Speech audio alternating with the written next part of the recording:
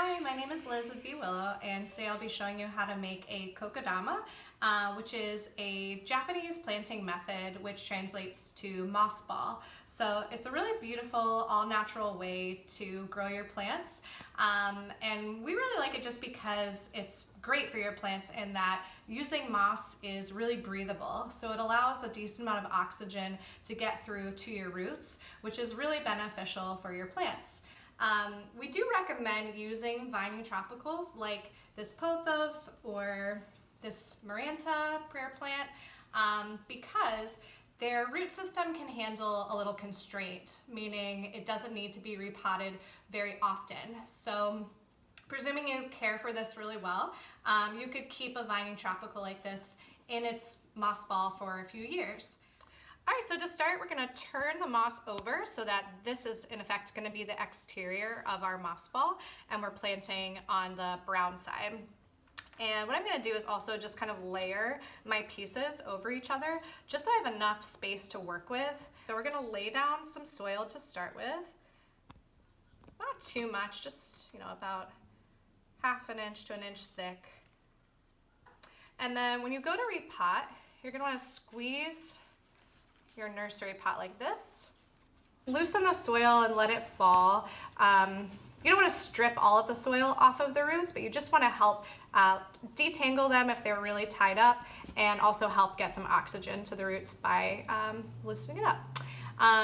Each of these are individually rooted stems, so if they start to fall away from each other, it's not a big deal. You just want to try to get a nice hold on the plant as one kind of lump mass.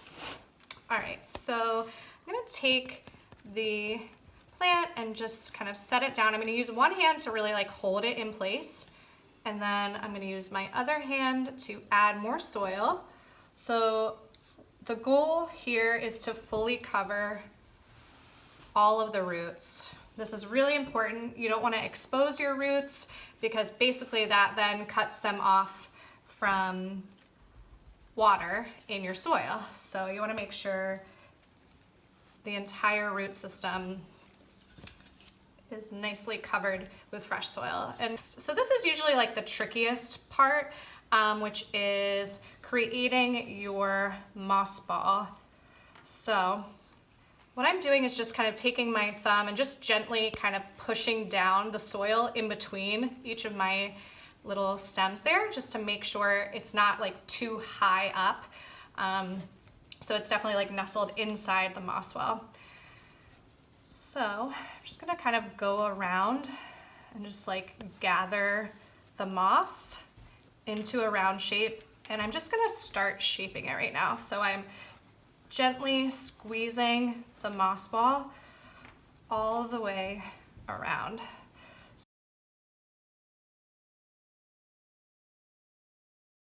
Now that I've got it into a bit of a ball shape, you're noticing I just dropped a little soil. That's okay, that's to be expected. So before you start the next portion, which is the wrapping, make sure you still do have a little bit of extra moss at hand, because we'll use that in case we need to patch any holes where soil might start to escape. All right, so what I like to do first is take the end of the twine and just put it between my fingers on the hand that's going to be more so holding the moss ball. My other hand is going to be using the twine to wrap. So give yourself a nice kind of excess of twine. And here we go. All right, so I like to kind of hold it like this in my left hand. If you're left-handed, I'm sorry, you're gonna have to do this backwards. So at this point, I'm gonna start wrapping. So you do wanna be kind of tight. You don't want this to be loose, or else the whole thing can kind of unravel. So what I like to do is basically a crisscross move. So going outside and then inside of where I just came from. So outside of this side, and then inside of this side.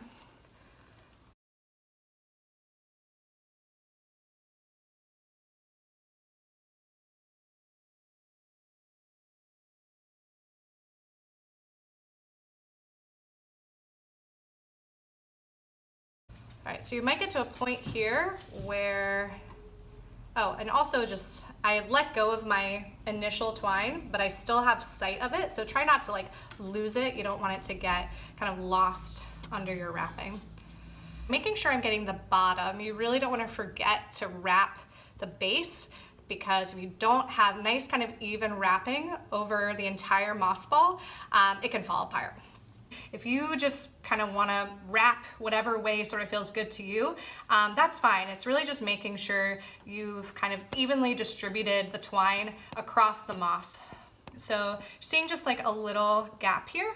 So this is a perfect opportunity to come in with a little piece of moss, doesn't have to be a ton, and just patch that.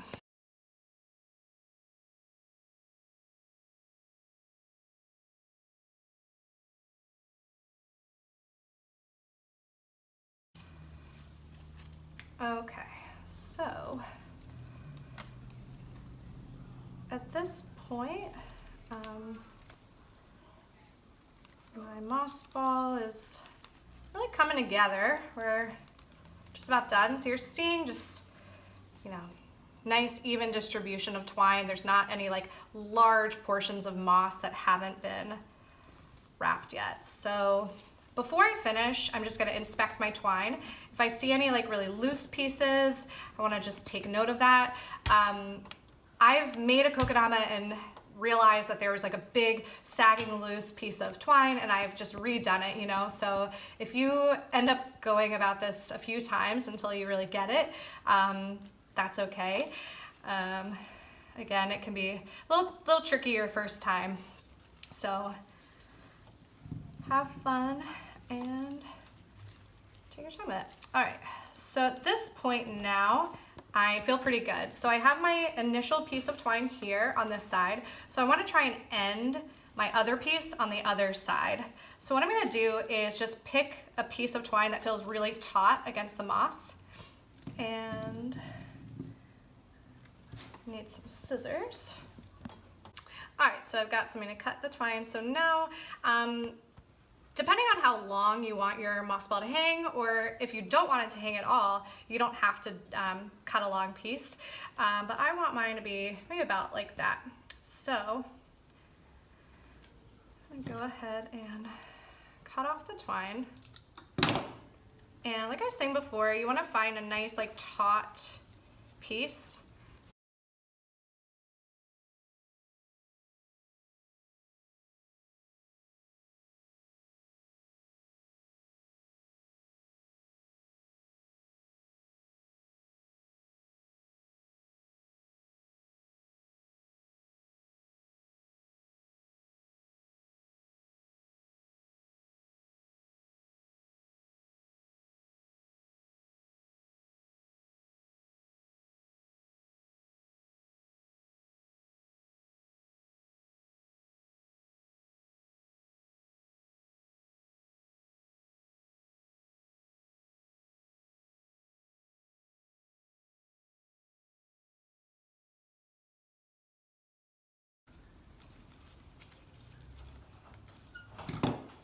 So now we're all finished. So you can use the hanger to hang this, or like I said, if you don't want to hang it, you can just have it sitting just in a dish without the extra piece of twine.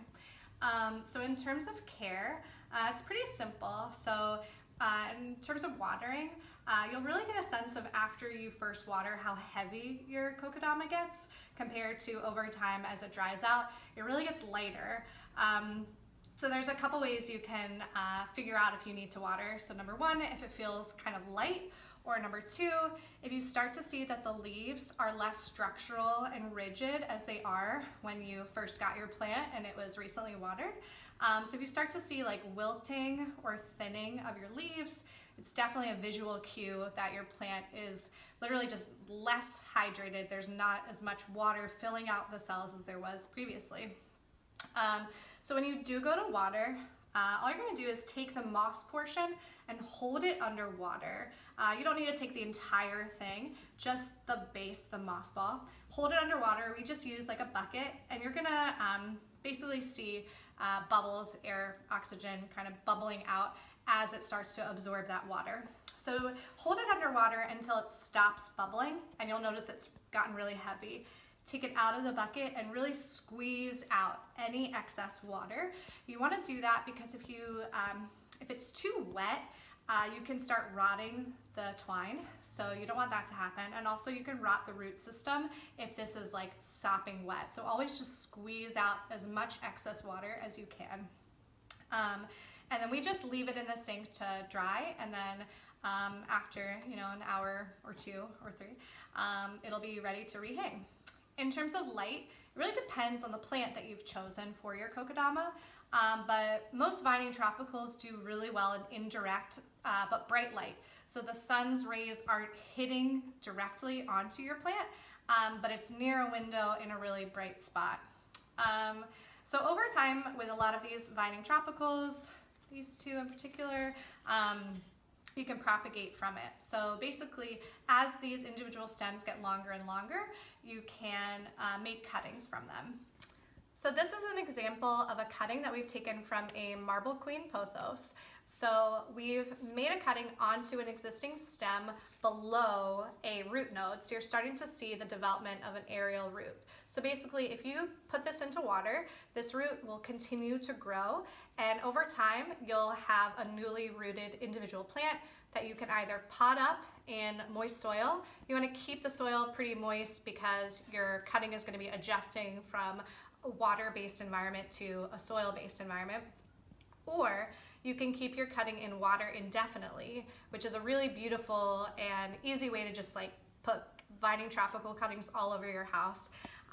But what you would want to do is make sure you use a liquid fertilizer over time, since just plain old water is not going to have any nutrients for your tropical. So yeah, that's about it. This is a really, easy, once you get the hang of it. It can be a little tricky at first, but once you develop this skill, you can make kokedamas with virtually any plant. You can even make desert kokedamas with succulents or cacti. You just want to put them in full sun. So yeah, have fun. Let us know if you have any questions. You can email us at plantcare@bwillow.com. And if you're on social media, definitely tag us in any kokedamas that you might have made. All right, have a good day.